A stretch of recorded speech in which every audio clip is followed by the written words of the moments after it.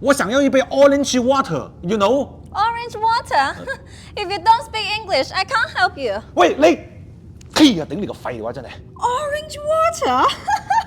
I know, right? Yeah. If you don't know how to say orange juice, then you don't deserve it.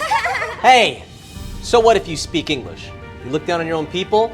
Don't you know the whole world is learning Chinese? Customers get on this plane, they deserve good food and service. This is your job and you can't even do that right. Show some respect.